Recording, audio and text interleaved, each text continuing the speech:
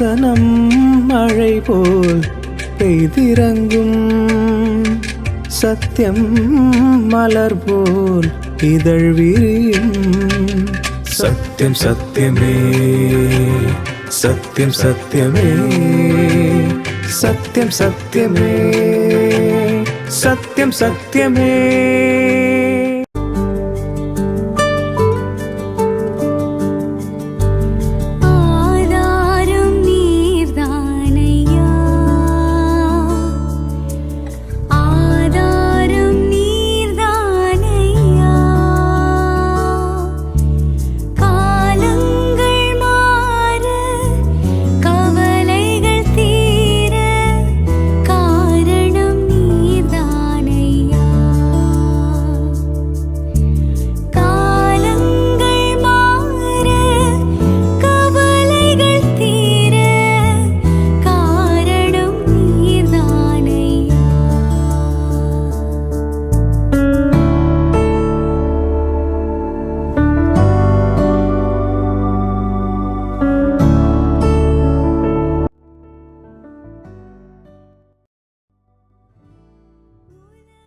இயேசு கிறிஸ்துவின் ஒப்பற்ற நாமத்தில் உங்கள் யாவருக்கும் சத்தியம் சத்தியமே நிகழ்ச்சியின் வாயிலாக எங்களுடைய வாழ்த்துக்களை தெரிவித்துக் கொள்கிறோம். எங்களை நேசிக்கிற நேயர் பெருமக்களே, நீங்கள் யாவரும் இயேசு கிறிஸ்துவின் அன்பின் வாழ்க்கையை பெற்றுக்கொள்ளும்படியாக நாங்கள் அழைக்கிறோம்.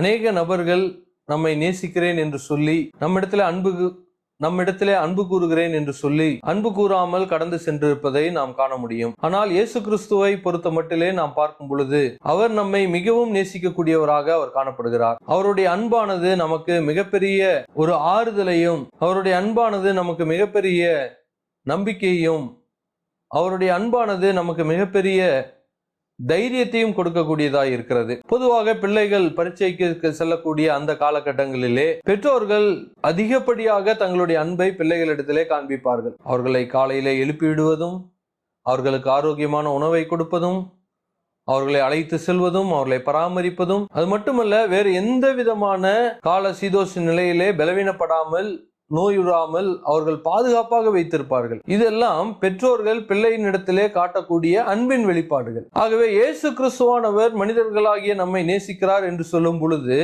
அந்த அன்பை அவர் எப்படி வெளிப்படுத்துகிறார்? அவர் என்ன மனிதர்களிடத்திலே அவர் காண்பித்து நான் உங்களை அன்பு செய்கிறேன் என்பதற்கு அடையாளமாக அவர் கொடுக்கிறார். இயேசு கிறிஸ்துவானவர் மனிதர்களைப் போல வார்த்தையிலே மட்டும் சொல்லக்கூடிய ஒரு ஆண்டவர் அல்ல. அன்பு கூறுகிறேன் என்று சொல்லிவிட்டு அவர்களை கண்டும் காணாமல் எந்த விதமான அக்கறையும் எடுத்துக்கொள்ளாமல் இருக்கிற மனிதர்களைப் போல இயேசு கிறிஸ்துவானவர் இருப்பதில்லை. அவருடைய அன்பானது மிக பிரத்யேகமாக செயலிலே காண்பிக்கக்கூடியதாய் நாம் பார்க்க முடியும். இன்றைக்கும் கூட உங்கள் மத்தியிலே யோவானுக்கு எழுதின சுவிசேஷம் என்ற வேதாமத்தின் புத்தகம் 11ஆம் அதிகாரத்திலிருந்து இயேசு கிறிஸ்துவின் அன்பின் வெளிப்பாடுகளை குறித்து உங்களிடத்திலே காண்பிக்க விரும்புகிறேன். இந்த ஒரு நிகழ்வானது 2000 வருடத்திற்கு முன்பாக இயேசுவுக்கு மிகவும் நெருக்கமாய் இருந்த, இயேசு கிறிஸ்துவால் மிகவும் அன்பு கூறப்பட்ட குடும்பமாகிய லாசரு என்று சொல்லக்கூடிய நபர் பெத்தானியாவிலே வாழ்ந்து வந்தார். அந்த குடும்பத்திலே நடந்த மிக துக்ககரமான ஒரு நிகழ்ச்சியிலே அவருடைய அன்பை வெளிப்படுத்துகிறதை நாம் இந்த பகுதியிலே நாம் பார்க்க முடியும்.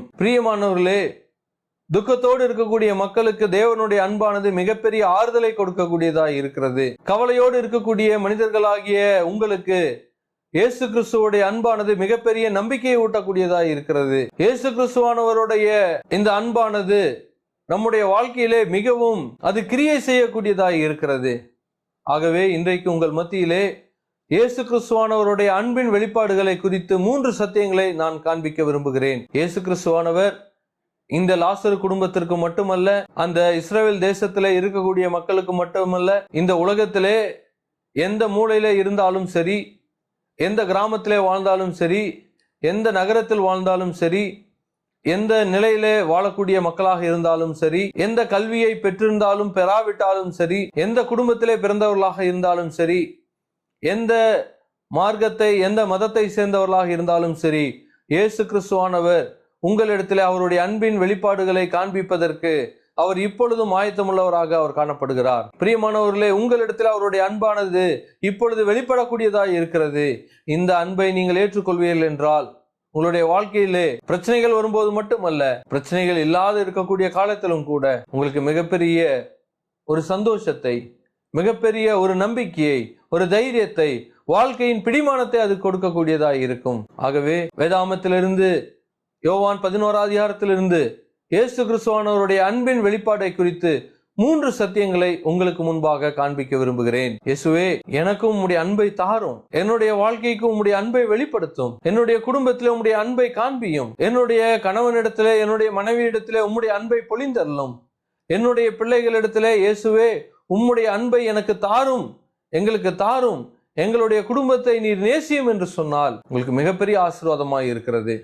வானத்தையும் பூமியையும் உண்டாக்கின தேவன் உங்களை நேசிப்பதற்கு அவர் ஆயத்தமாய் இருக்கிறார். என்னை நேசியும் என்று நீங்கள் சொல்வீர்கள் என்றால் அதை விட இந்த உலகத்திலே மிகப்பெரிய ஆசீர்வாதம் என்ன? இந்த உலகத்தினுடைய மிகப்பெரிய ஒரு தலைவர் உங்களுடைய குடும்பத்தை நேசிக்கிறார் என்றால் நீங்கள் எவ்வளவு சந்தோஷமுடையவர்களாய் இருப்பீர்கள். அதை காட்டிலும் அதிகமாக இந்த அண்ட சராசகத்தை, இந்த அண்டத்தை, இந்த உலகத்திற்கு வெளியில இருக்கக்கூடிய அநேக காரியங்களை படைத்த இயேசு கிறிஸ்துவானவர் உங்களுடைய குடும்பத்தை, உங்களுடைய வீட்டை அவர் நேசிக்கிறார் என்றால் அதை விட மிகப்பெரிய மகிழ்ச்சியும் பாதுகாப்பும் எதுவாக காணப்படும் பிரியமானவர்களே? ஆகவே இயேசு கிறிஸ்துவானவருடைய அன்பின் வெளிப்பாடை நீங்கள் பெற்றுக்கொள்வதற்கு அவர் உங்களிடத்திலே அவர் பேசக்கூடிய தேவனாக இருக்கிறார். ஆகவே 3 அன்பின் வெளிப்பாடுகளை உங்களுக்கு முன்பாக காண்பிக்க விரும்புகிறேன். முதலாவது இயேசு கிறிஸ்துவானவருடைய அன்பின் வெளிப்பாடு. இயேசு கிறிஸ்துவோடைய அன்பின் வெளிப்பாடு அது மிகப்பெரிய, இயேசு கிறிஸ்துவோடைய அன்பின் வெளிப்பாடு ஒரு மிகப்பெரிய ஒரு அசாதாரணமான காரியத்தை செய்வதற்கு அவருடைய அன்பானது காத்து கொண்டு இருக்கிறது. அவருடைய அன்பானது இப்பொழுதும் ஆயத்தமுள்ளதாக இருக்கிறது. இந்த யோவான் 11ஆம் அதிகாரத்திலே வாசிக்கும் பொழுது லாசரு என்ற இந்த இயேசு கிறிஸ்துவுக்கு நெருக்கமான மனிதன், அவன் வியாதியுற்றான். வியாதியுற்ற 3வது நாளிலே அவன் மரித்து போனவனாக அவன் காணப்பட்டான். பிரியமானவர்களே, அவனுடைய மரணமானது நிகழ்ந்ததை இயேசு கேள்விப்பட்டு அந்த ஊருக்கு சென்று அவனை உயிர்த்தெழ வைக்கிறார். பிரியமானவர்களே, இந்த உலகத்திலே உயிர்த்தெழ வைப்பது சாதாரண காரியமா? நிச்சயமாக கிடையாது. அது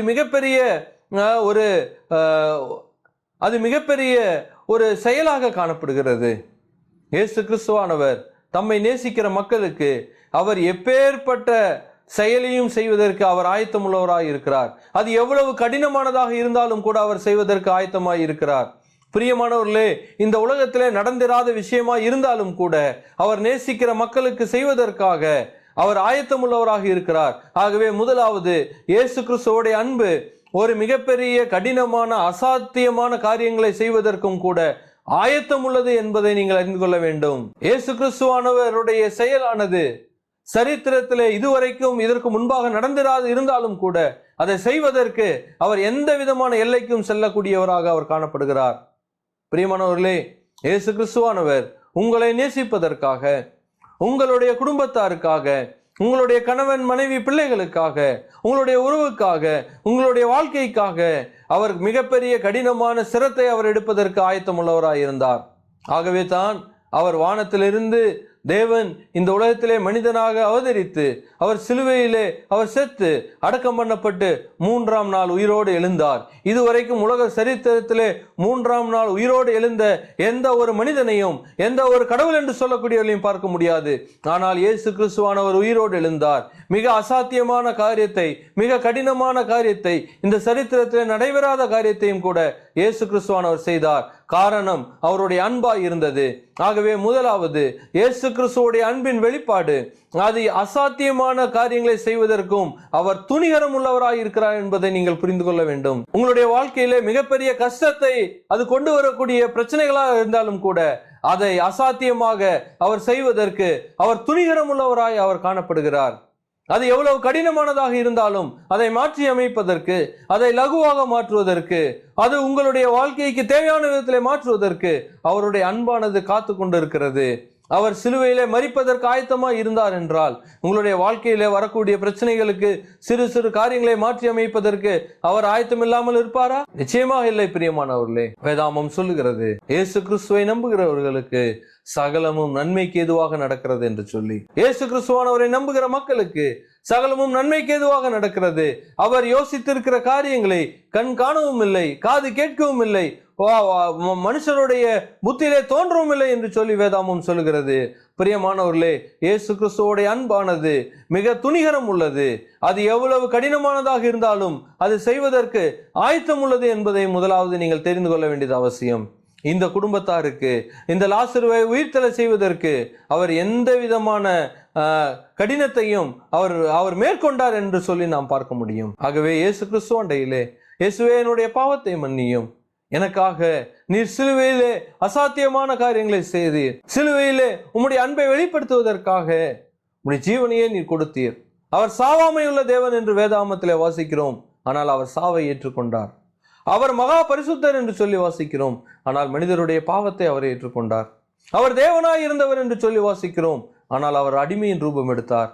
காரணம், அவர் உங்களை அன்பை செலுத்துவதனாலே, உங்கள் மேல் அவர் அன்பாய் இருப்பதனாலே இந்த அசாத்தியமான காரியங்களை செய்வதற்கும் அவர் மிக துணிகரம் கொண்டு மிக தைரியமாக அதை எதிர்கொண்டார் என்று நீங்கள் புரிந்து கொள்ள வேண்டும்.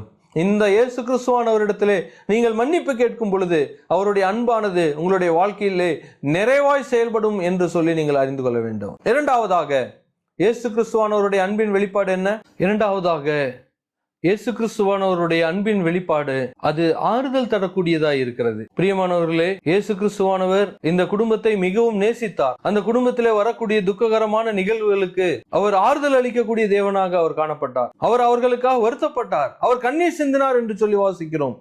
இயேசு கண்ணீர் விட்டார் என்று சொல்லி வாசிக்கிறோம். பிரியமானவர்களே, உங்களுடைய வாழ்க்கையிலே கஷ்டங்கள், கவலைகள், பிரச்சனைகள், பாடுகள் வந்தால் அவர் ஆறுதலின் தேவனாக இருந்து உங்களுக்கு ஆறுதல் கொடுக்கக்கூடியவராக இருக்கிறார். இந்த லாசரு குடும்பத்திற்கு, அவருடைய சகோதரிகளுக்கு, தன்னுடைய சகோதரனை இழந்து போன அந்த மரியாள், மார்த்தாள் என்ற சகோதரிகளுக்கு அவர் ஆறுதல் கொடுக்கக்கூடிய தேவனாக இருந்தார். உங்களுடைய வாழ்க்கையிலே யாரிடத்திலும் சொல்ல முடியாத பிரச்சனையாக இருக்கிறதா? உங்களுடைய கணவனிடத்திலே, மனைவி இடத்திலே, பிள்ளைகளிடத்திலே, நீங்கள் எந்த இடத்திலே நீங்கள் பகிர்ந்து கொள்ள முடியாத பிரச்சனையிலே நீங்கள் மாட்டிக்கொண்டு இருந்தாலும் இயேசு கிறிஸ்துவானவர் ஆறுதலின் தேவனாக அவர் உங்களுக்கு ஆறுதலை கொடுக்கக்கூடியவராக இருக்கிறார். அந்த ஆறுதலை கொடுக்கக்கூடியவர் மட்டுமல்ல, அவர் அந்த பிரச்சனையிலிருந்து அவர்களுக்கு ஒரு விமோச்சனத்தை கொடுக்கிறார், அவர் விடுதலை கொடுக்கிறார். அவர்களுடைய ஆறுதலுக்கு நிரந்தரமான ஒரு தீர்வை அவர் கொடுக்கக்கூடியவராக இருந்தார். இன்றைக்கும் கூட இயேசு கிறிஸ்துவானவர் உங்களுடைய பிரச்சனையை பார்க்கும் பொழுது அவர் கவலைப்படாத என்று சொல்லக்கூடிய தேவன் மட்டுமல்ல, அந்த பிரச்சனைகளுக்கு எதை செய்தால் அது தீர்வாய் இருக்கும், என்ன செய்தால் அது தீர்வாய் இருக்கும் என்று சொல்லி அதை சரி செய்யக்கூடிய தேவனாக அவர் காணப்படுகிறார். ஆகவே இயேசு கிறிஸ்துவானவருடைய அன்பின் இரண்டாவது வெளிப்பாடு அது ஆறுதல் அளிக்கக்கூடியதாய் இருக்கிறது. இயேசு கிறிஸ்துவானவருடைய அன்பின் வெளிப்பாடு அது மிகப்பெரிய ஒரு அசாதாரணமான சூழ்நிலைமையை அதில் எதிர்கொள்ள செய்கிறது என்று சொல்லி முதலாவது நாம் பார்த்தோம். அது எவ்வளவு கடினமானதாக இருந்தாலும் அதை செய்வதற்கு அவர் துணிகரம் உள்ளவர் என்று சொல்லி முதலாவது பார்த்தோம். இரண்டாவதாக, இயேசு கிறிஸ்துவானவருடைய அன்பின் வெளிப்பாடு அது ஆறுதல் அளிக்கக்கூடியதாய் இருக்கிறது. அந்த பிரச்சனைகளுக்கு தீர்வை அளிக்கக்கூடியதாய் இருக்கிறது. அந்த கவலைகளுக்கு, கண்ணீர்களுக்கு தேவன் ஒரு முற்றுப்புள்ளியை வைப்பதற்காக அவருடைய தீர்மானங்களும் அவருடைய செயல்களும் அது பரிபூர்ணம் உள்ளது என்று சொல்லி வேதாகமம் சொல்லுகிறது. இயேசுவே, என்னுடைய வாழ்க்கையில் இருக்கிற பிரச்சனைகளை நீர் பார்த்திருக்கிறீர். என்னுடைய வாழ்க்கையில் இருக்கக்கூடிய கவலைகளை, கண்ணீர்களை நீர் பார்த்திருக்கிறீர். அவைகளுக்கு நீர் தீர்வை தாரும், அவைகளுக்கு நீர்தாமே விடுதலை தாரும் என்று சொல்லி நீங்கள் இயேசு கிறிஸ்துவிடத்திலே நீங்கள் கண்ணீரிட்டு நீங்கள் இயேசு கிறிஸ்துவிடத்திலே சொல்வீர்கள் என்றால், இயேசு கிறிஸ்துவானவர் அவர் விடுதலையும் அவர் ஆறுதலையும் தரக்கூடியவராக இருக்கிறார். வேதாகமத்திலே வாசிக்கிறோம், தம்மிடத்திலே வருகிறவர்களை அவர் புறம்பே தள்ளுகிறதில்லை என்று சொல்லி வாசிக்கிறோம். அவரிடத்திலே பிரச்சனையோடு யாராவது வந்தால், நீ வராதே போ, இந்த பிரச்சனை என்னால் தீர்க்க முடியாது, என்னால் கையாள முடியாது என்று சொல்லி இயேசு கிறிஸ்துவானவர் உதறி தள்ளுகிற ஆண்டவர் அல்ல. அவரால் செயல்பட முடியாத அளவிற்கு அவர் வல்லமை இல்லாத ஒரு தேவன் அல்ல. அவர் சர்வ வல்லமையுள்ளவர். அவர் சொல்ல ஆகும், அவர் கட்டளையிட நிற்கும் என்று சொல்லி வேதாகமம் சொல்லுகிறது. அவர் பேசும்போது எல்லாம் நடந்தது என்று சொல்லி வாசிக்கிறோம். அவர் காற்றை அதட்டினார், காற்று நின்று போனது. அவர் கடலை அதட்டினார், கடல் இறையாமல் அது அமைதலாக இருந்தது என்று சொல்லி வேதாகமம் வாசிக்கிறோம். பிரியமானவர்களே, இந்த உலகத்தில் இருக்கக்கூடிய எல்லாவற்றுக்கும் மேலும் அவருக்கு அதிகாரம் உண்டு. அவர் ராஜ்யங்கள் மேல் அவர் அதிகாரம் கொள்ளுகிறார். அவர் குடும்பங்களின் மேல் அதிகாரம் கொள்ளுகிறார். மனிதர்களுடைய வாழ்க்கையினுடைய தேவைகளின் மேல் அவருக்கு அதிகாரம் உண்டு. ஆகவே இரண்டாவதாக, இயேசு கிறிஸ்துவானவருடைய அன்பின் வெளிப்பாடு அது ஆறுதலையும் நிரந்தர தீர்வையும் கொடுக்கிறது என்று சொல்லி பார்க்கிறோம். மூன்றாவதாக, இயேசு கிறிஸ்துவோடைய அன்பின் வெளிப்பாடு அது கல்வாரி சிலுவையாய் இருக்கிறது. பிரியமானவர்களே, இயேசு கிறிஸ்துவானவருடைய அந்த அன்பின் வெளிப்பாடினுடைய உச்சம் அது கல்வாரி சிலுவையாய் இருக்கிறது. இயேசு கிறிஸ்துவானவர் மனிதர்களாகிய உங்களை என்னை நேசிப்பதற்காக அவர் தம்முடைய ஜீவனையே அவர் கொடுத்தார். தேவன் தம்முடைய ஒரே பேரான குமாரனை விசுவாசிக்கிறவன் எவனோ அவன் கெட்டு போகாமல் நித்திய ஜீவனை அடையும்படிக்கு அவரை தந்தருளி இவ்வளவாய் உலகத்தில் அன்பு கூர்ந்தார், இவ்வளவாய் உங்களை அன்பு கூர்ந்தார் என்று சொல்லி வேதம் சொல்லுகிறது. பிரியமானவர்களே, இயேசு கிறிஸ்துவானவருடைய அன்பின் வெளிப்பாடு அவருடைய ஜீவனையே, அவருடைய உயிரையே கொடுக்கக்கூடியதாய் இருக்கிறது. அவருடைய உயிரை அவர் துச்சமாக மதித்தார். அவருடைய உயிரையும் அவர் மேன்மையாக கருதாமல், அவருடைய உயிரையும் உங்களுடைய பாவத்திற்கு பிராயச்சித்தமாக, உங்களுடைய பாவத்திற்கு பரிகாரமாக தன்னுடைய ஜீவனையும் தன்னுடைய இரத்தத்தையும் இந்த உலகத்தினுடைய மக்களுடைய பாவத்திலிருந்து விடுதலை கொடுப்பதற்காக, பாவ மன்னிப்பை கொடுப்பதற்காக இயேசு கிறிஸ்துவானவர் தன்னையே அவர் ஒப்பு கொடுத்தார். அவர் மனிதர்களுடைய இஷ்டத்திற்கு தன்னை ஒப்பு கொடுத்தார் என்று சொல்லி வேதாகமம் சொல்லுகிறது. அவர் வாய் திறவாத ஆட்டை போல இருந்தார். பிதாவினுடைய கோபாக்கினியை, உங்கள் மேல் என் மேல் வரவேண்டிய தேவனுடைய கோபத்தை, தேவனுடைய தண்டனையை அவர் ஆற்றுவதற்காக, அதை எடுத்து போடுவதற்காக தன்மேல் தேவனுடைய தண்டனையை அவர் ஏற்றுக்கொண்டார். நீங்கள் இயேசு கிறிஸ்துவை தேடுகிறது உண்மையானால் இவர்கள் போகட்டும் என்று சொல்லி அவர் விடுகிறார். பிரியமானவர்களே, அவர் தம்மோடு வந்த ஒருவரையும் கூட அவர் காப்பாற்றக்கூடிய தேவனாய் இருந்தார். பிரியமானவர்களே, உங்களுடைய வாழ்க்கையிலே இயேசு கிறிஸ்துவானவருடைய அன்பின் அடையாளங்களை நீங்கள் பெற்றிருக்கிறீர்களா? இயேசு கிறிஸ்துவானவர் இன்றைக்கும் உங்களுக்கு தம்முடைய அன்பை காண்பிப்பதற்கு அவர் ஆயத்தம் உள்ளவராய் இருக்கிறார். எவ்வளவு கடினமானதாய் இருந்தாலும் அதை செய்வதற்கு அவர் எந்த விதத்திலும் தயங்குகிற தேவன் அல்ல. அவர் அப்படியாக இந்த லாசரு குடும்பத்திற்கு மிகப்பெரிய ஒரு கஷ்டமான விஷயத்தையும் கூட அவர் எதிர்கொள்வதற்கு தயாராக இருந்தார். இயேசு கிறிஸ்துவானவர் அவர் ஆறுதல் அளிக்கக்கூடிய தேவனாய் இருந்தார். இயேசு கிறிஸ்துவானவர் அவர் தன்னுடைய ஜீவனையே அவர் மக்களுக்காக கொடுத்தார். பிரியமானவர்களே, மனிதன் பிறப்பதும் பின்பு நியாய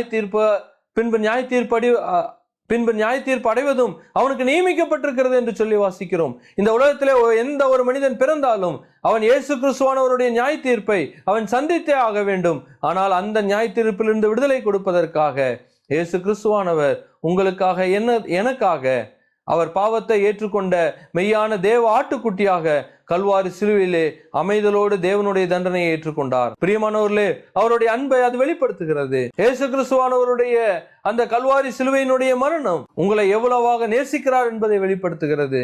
நீங்கள் அவர் அண்டையிலே உங்களுடைய வாழ்க்கையை கொடுக்க ஆயத்தமா இருக்கிறீர்களா? இயேசுவே, என்னுடைய பாவத்தை மன்னியும், எனக்காக கல்வாரி சிலுவையிலே மரித்து அடக்கம் பண்ணப்பட்டு 3ஆம் நாள் உயிரோடு எழுந்தீரே, உம்முடைய அன்பின் அடையாளத்தை எனக்கு காண்பித்திருக்கிறீரே, உம்முடைய கைகளில் நான் பார்க்கும் பொழுது அது அன்பின் அடையாளத்தினுடைய சின்னமாக அந்த காயங்களும் தழும்புகளும் இருக்கிறது. உம்முடைய கால்களினுடைய காயங்களை பார்க்கும் பொழுது அது அன்பின் அடையாளமாய் இருக்கிறது. உம்முடைய உடம்பில் இருக்கக்கூடிய காயங்களை, அந்த வாரினால் அடிபட்ட காயங்களை பார்க்கும் பொழுது எனக்காக எவ்வளவாக உம்மை தாழ்த்து நீர் அடிமையின் ரூபம் எடுத்தீர் என்பதை காட்டுகிறது.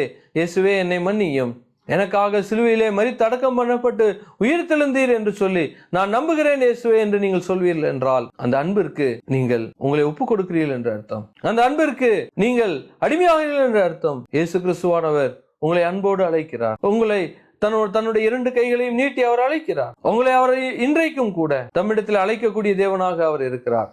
இந்த உலகத்தில் எத்தனையோ பேர் இருக்கலாம். ஆனால் இந்த செய்தியை ஒரு சிலராக நீங்கள் இந்த வேளையிலே கேட்டுக்கொண்டிருக்கும் பொழுது அவருடைய அன்பானது அழைக்கக்கூடியதாய் இருக்கிறது. உங்களுக்கு அழியாத ஒரு வாழ்க்கைக்கு நேராக அது அழைக்கக்கூடியதாய் இருக்கிறது. அது உங்களுக்கு ஒரு மிக மகிழ்ச்சியின் வாழ்க்கைக்கு நேராக அழைக்கக்கூடியதாய் இருக்கிறது. நீங்கள் இயேசு அண்டையிலே உங்களுடைய வாழ்க்கையை கொடுப்பீர்களா? இயேசுவே, எனக்காக நீர் இந்த அளவாய் நீர் நேசித்திருக்கிறீரே, உம்முடைய இந்த பாவ மன்னிப்பை எனக்கு தாரும் என்று சொல்லி நீங்கள் கேட்கும் பொழுது தேவனுடைய அன்பானது உங்களுடைய வாழ்க்கையிலே நிறைவாய் விளங்க செய்யும். இயேசு கிறிஸ்துவுடைய அன்பானது உங்களுடைய குடும்பத்திலே ஒரு நிறைவான சந்தோஷத்தையும் உங்களுடைய வாழ்க்கையிலே நிறைவான மகிழ்ச்சியும் அது கொடுக்கக்கூடியதாக இருக்கும். இயேசு கிறிஸ்துவுடைய அன்பானது உங்களுடைய வாழ்க்கையிலே ஒரு நிறைவான நித்தியமான ஒரு நம்பிக்கை அது கொடுக்கக்கூடியதாக இருக்கும். நீங்கள் எந்த விதத்தில் நம்பிக்கை இழந்து போயிருக்கலாம், எந்த விதத்தில் நீங்கள் அன்புக்காக ஏங்கி நீங்கள் தவிக்கக்கூடியவர்களாக இருக்கலாம், அன்பை நீங்கள் இழந்து போனவர்களாக இருக்கலாம். ஆனால் இயேசு கிறிஸ்துவோடைய அன்பானது எல்லாவற்றையும் பூர்த்தி செய்யக்கூடியதாக இருக்கிறது. இயேசு கிறிஸ்துவானவர் இப்படியாக சொன்னார், நான் உலகம் தருகிறபடி அல்ல, நான் என்னுடைய சமாதானத்தை, என்னுடைய சந்தோஷத்தை, என்னுடைய அன்பையே தருகிறேன் என்று சொல்லி அவர் தரக்கூடிய ஆண்டவராக இருக்கிறார். இயேசு கிறிஸ்துவோடைய அன்பு இந்த உலகத்தில் எந்த மனிதனும் கொடுக்க முடியாத ஒரு அன்பாய் இருக்கிறது. இயேசு கிறிஸ்துவோடைய அன்பானது எந்த மனிதனும் பூர்த்தி செய்ய முடியாத ஒரு அன்பாய் இருக்கிறது. அந்த அன்பானது உங்களை நடத்துவதற்கு, உங்களுடைய வாழ்க்கையிலே நம்பிக்கையூட்டுவதற்கு, உங்களுடைய வாழ்க்கையில தைரியத்தையூட்டுவதற்கு அது போதுமானதாக இருக்கிறது. எனக்கு அன்பான பிரியமானவர்களே, இயேசுவை நீங்கள் ஏற்றுக்கொள்வதற்கு ஆயத்தமாக இருக்கிறீர்களா? வேதாமத்தில் இப்படியாக வாசிக்கிறோம், இன்றைய இரட்சணிய நாள், இன்றைய இயேசு கிறிஸ்துவுடைய அன்பை ஏற்றுக்கொள்வதற்கான நாள் என்று சொல்லி வேதாமம் சொல்கிறது. நாளை நாம் அறியோம், நாளை நமக்கு முன்பாக என்ன இருக்கிறது என்று நாம் அறியோம். இந்த உலகத்திலே நாம் நிரந்தரமற்ற ஒரு வாழ்க்கையை வாழ்ந்து கொண்டு இருக்கிறோம் பிரியமானவர்களே. நமக்கு அடுத்த வினாடி என்ன நடக்கும் என்று நாம் தெரியாமல் இருக்கலாம். இயேசு கிறிஸ்துவோடைய அன்பானது உங்களுடைய வாழ்க்கையிலே ஒரு மிகப்பெரிய நம்பிக்கையை அது கொடுக்கக்கூடியதா இருக்கிறது. ஒரு முறை ஒரு ராஜா இருந்தானாம். அந்த ராஜா தன்னுடைய ஆட்சியிலே எல்லா மக்களுடைய தேவைகளை அவன் பூர்த்தி செய்கிறவனாக அவன் காணப்பட்டிருந்தானாம். அப்படியாக இருக்கக்கூடிய அந்த நாட்டிலே ஒரு வேடன், அவன் எப்பொழுதும் அவன் காற்றுக்கு சென்று வேட்டையாடி அதில் வரக்கூடிய மிருகங்களை அந்த ராஜாவுக்கு கொடுக்கக்கூடியவனாக அவன் காணப்பட்டான். ஒரு நாள் இந்த வேட்டையன் காற்றுக்கு வேட்டையாடி சென்று அவன் சீக்கிரமாக திரும்பினானாம். இந்த ராஜாவுக்கு மிகப்பெரிய ஒரு ஆச்சரியம், என்ன இன்றைக்கு வேடன் மிக சீக்கிரத்திலே வந்து விட்டானே என்று சொல்லி அந்த வேடனை அழைத்தான். இன்றைக்கு இவ்வளவு சீக்கிரமாக நீ வேட்டையாடி மிருகத்தை கொண்டு வந்திருக்கிறாயே என்று சொல்லி அவனிடத்துல கேட்ட பொழுது அவன் சொன்னான், எனக்கு இன்றைக்கு ஒரு அதிர்ஷ்ட கல் கிடைத்தது. அந்த கல்லினால் நான் பறவைகளை அடித்து நான் சீக்கிரமாக வேட்டையாடி முடித்து வந்தேன் என்று சொல்லி அவன் சொன்னான். அப்படியே அதிர்ஷ்ட கல்லா, அந்த கல்லை எனக்கு காண்பி என்று சொல்லி அந்த அரசன் கேட்டான். உடனே அந்த வேட்டையன் தன்னுடைய பையிலிருந்து அந்த கல்லை எடுத்து அந்த ராஜாவின் இடத்துல காட்டின பொழுது அந்த ராஜா திகைத்து போனான். ஏனென்றால் அந்த கல் சாதாரண கல் அல்ல, அது வைரக்கல். அப்போ அந்த வேடனுக்கு அந்த கல்லை பற்றின புரிதல் இல்லாததை அந்த ராஜா உணர்ந்து கொண்டு, இந்த கல்லினால் நீ வேட்டையாடி வந்தாயா என்று சொன்ன பொழுது ஆம் என்று சொல்லி அவன் சொன்னானாம். ஐயோ, இது மிக உயர்ந்த விலையேற பெற்றதே என்று சொன்ன பொழுது, இது விலை உயர்ந்ததா, ஐயோ எனக்கு தெரியாமல் போனதே என்று சொல்லி அவன் அழுக ஆரம்பித்தானாம். ஏன் அழுக ஆரம்பித்தாய்? இது விலையேற பெற்றது என்று நான் உனக்கு காண்பித்திருக்கிறேன், சொல்லிவிட்டேனே, அப்புறம் ஏன் நீ அழுகிறாய் என்று சொன்னானாம். அப்பொழுது அந்த வேட்டையன் ராஜாவிடத்துல சொன்னானாம், இந்த கல் ஒன்றுதான், எனக்கு அநேக கற்கள் இப்படியாக இருந்தது, அந்த கல்லை எல்லாம் அடித்துதான் நான் இந்த வேட்டையை பொருளை நான் உங்களுக்கு கொண்டு வந்திருக்கிறேன், அநேக கற்களை நான் தொலைத்து விட்டேன் என்று சொல்லி அவன் அழுதானாம். பிரியமானவர்களே, கடவுள் உங்களுக்கும் எனக்கும் கொடுக்கிற நாட்கள் அப்பேற்பட்டது. இந்த வைரத்தை விட மிக உயர்ந்த நாட்களை அவர் கொடுத்து கொண்டிருக்கிறார். அந்த அன்பை புரிந்து கொள்வதற்கான நாட்களை அவர் கொடுத்து கொண்டிருக்கிறார். அந்த அன்பை நீங்கள் புரிந்து கொள்வீர்களா? இயேசு சிலுவையிலே மரித்ததனுடைய அந்த விலையேற பெற்ற தன்மையை நீங்கள் புரிந்து கொள்வீர்கள் என்றால், உங்களுடைய வாழ்க்கையானது இந்த உலகத்திலே எந்த பணத்தாலும் எந்த விஷயத்தாலும் சம்பாதிக்க முடியாது என்பதை நீங்கள் புரிந்து கொள்வீர்கள் என்றால், இயேசு கிறிஸ்துவானவர் தரக்கூடிய அன்பானது, அவருடைய இரட்சிப்பானது, அது மிக விலையேற பெற்றது என்பதை புரிந்து கொண்டு உங்களுடைய வாழ்க்கையிலே நித்திய ஜீவனை நீங்கள் சுதந்திரித்துக் கொள்ள முடியும். ஒரு அறியாத வாழ்க்கையை நீங்கள் சுதந்திரித்துக் கொள்ள முடியும். பணத்தாலும் பொருளாலும் கிடைக்க முடியாத சந்தோஷத்தை நீங்கள் பெற்றுக்கொள்ள முடியும்.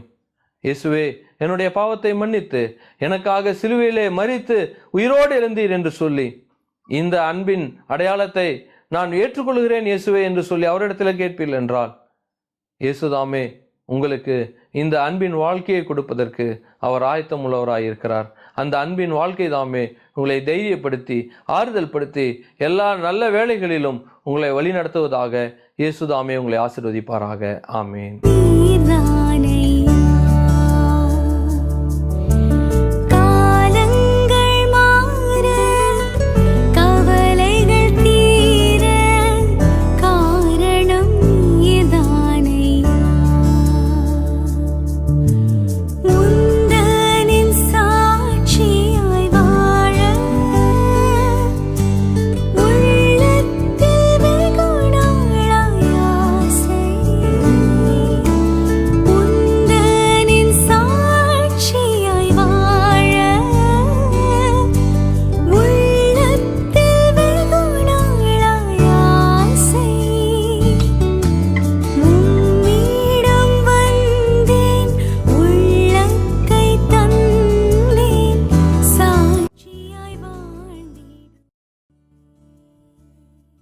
பிரியமானவர்களே, என்ன ஒரு அருமையான வல்லமையான செய்தியை நாம் கேட்டுக்கொண்டிருந்தோம். உங்களது வாழ்க்கையில் சந்தோஷத்தையும் சமாதானத்தையும் நீங்கள் எதிர்பார்த்து காத்து கொண்டிருக்கிற நல்ல மாற்றத்தையும் மனமகிழ்ச்சியும் தரக்கூடிய ஒரு அருமையான செய்தி அல்லவா இது இந்த மனிதனிலிருந்து வந்த செய்தி அல்ல. உங்களை நேசித்த, உங்களுக்காக சிலுவையில் மரித்து உயிரோடு எழுந்த உங்களுக்காக உங்களை அன்பு செய்யக்கூடிய அந்த பரலோக தேவனாகிய இயேசுவிடமிருந்து அந்த செய்தியாகும். இங்கு பேசின மனிதனுடைய வார்த்தை எல்லாம் வெறும் கருவிகள் மட்டுமே. பிரியமானவர்களே, உங்களை நேசித்து உங்களுக்காக உயிரை தந்த அந்த இயேசுடைய வார்த்தைக்கு நீங்கள் செவி கொடுங்கள். இதை குறித்து நீங்கள் யோசியுங்கள். அந்த இயேசுவுக்கு உங்கள் வாழ்க்கையை ஒப்புக் கொடுங்கள். இந்த செய்தியை குறித்து மேலும் விளக்கங்களை நீங்கள் இடத்திலிருந்து கேட்டு பெற்றுக்கொள்ளலாம். உங்களுக்காக ஜெபிப்பதற்கு நாங்கள் தயாராக இருக்கிறோம். உங்கள் ஜெப விண்ணப்பங்களையும் இன்னும் இந்த செய்தியை குறித்து, இயேசுவை குறித்து, உங்களது வாழ்க்கையின் பல சந்தேகங்களை குறித்தான கேள்வி எல்லாவற்றையும் நீங்கள் எங்களுக்கு தெரியப்படுத்தலாம். அப்படி தெரியப்படுத்தும் பொழுது நிச்சயமாகவே உங்களுக்காக நாம் ஜெபிப்போம். நீங்கள் கேட்ட இந்த செய்தியானது உங்களது வாழ்க்கையில் ஒரு நல்ல மாற்றத்தை கொண்டு வரும் என்பதுதான் எங்களது ஆசை. அந்த ஆசைக்காக, அந்த நோக்கம் நிறைவேறுவதற்காக நீங்களும் நானும் தேவனை நோக்கி நமது இருதயங்களை ஜெபத்தில் எடுக்கலாம். உங்களுக்காக நான் ஜெபிக்கிறேன். பிரியமுள்ள இயேசுவே, இந்த செய்தியை கேட்டுக்கொண்டிருந்த இந்த ஒவ்வொருடைய உள்ளங்களின் ஆழங்களுக்குள்ளாக கிரியை செய்வீராக. அவர்களுடைய வாழ்க்கையில் நீர் ஆண்டவரே அவர்களுக்காக சிலுவையில் மரித்து உயிரோடு எழுந்து இப்போதும் அவர்களது வாழ்க்கையில் சந்தோஷத்தையும் சமாதானத்தையும் தரக்கூடிய தேவன் என்பதை அவர்கள் புரிந்து கொள்வதற்கு உள்ளான மனக்கண்களை பிரகாசியும் ஆண்டவரே. இயேசுவாகிய நீர் அவர்களுடைய பாவங்களை மன்னிப்பதற்காகவே சிலுவையில் மரித்தவர். அவருடைய பாவங்களை மன்னித்து அவர்களுக்கு ஒரு புது வாழ்வை கொடுப்பதற்காகவே உயிரோடு எழுந்தவர் என்று உம்மை நம்புவதற்கு உதவி செய்யும் ஆண்டவரே. இதோ இந்த நேரமே, இந்த கணமே அவர்கள் இருதயத்தை திறந்து, இயேசுவே என் உள்ளே வாரும் ஆண்டவரே, எனது பாவத்தை மன்னியும் இயேசுவே, எனக்காக சிலுவையில் மரித்து உயிரோடு எழுந்த தேவன் நீர்தான் என்று நான் முழுவதுமாக நம்புகிறேன் என்று சொல்வதற்கு அவருக்கு உதவி செய்யும் ஆண்டவரே. அவர்களது தனிப்பட்ட வாழ்வை, குடும்ப வாழ்வை, அவர் சமூக வாழ்வை எல்லாவற்றையும் நீ ஆஸ்வதிப்பீராக. அவர்களோடு கூட இருப்பீராக. சந்தோஷத்தையும் சமாதானத்தையும் தருவீராக. அநேக மக்களுடைய வாழ்வில் ஆசீர்வாதத்துடைய வழியாக அவர்கள் மாற்றுவீராக. இயேசுவின் பெயரால் வேண்டுகிறோம் அன்பின் பிதாவே, ஆமேன். இந்த செய்தியை குறித்தும் கிறிஸ்துவ வாழ்க்கை குறித்தும் மேலும் தெரிந்து கொள்ள விரும்பினால் இந்த தொலைபேசி எண்ணுக்கு நீங்கள் எங்களை அழைக்கலாம். தொலைபேசி எண் 9745236648. எங்களை தொடர்பு கொள்ள வேண்டிய முகவரி அகாப்பே சுவிசேஷ ஊழியங்கள், பிளாட் நம்பர் 1554, வாசன் சிட்டி, 15வது குறுக்கு தெரு, சோமரசம்பேட்டை, திருச்சி 620-102. எங்களுடைய மின்னஞ்சல் satyamsatyame@gmail.com. தொலைபேசி எண் 9745236648.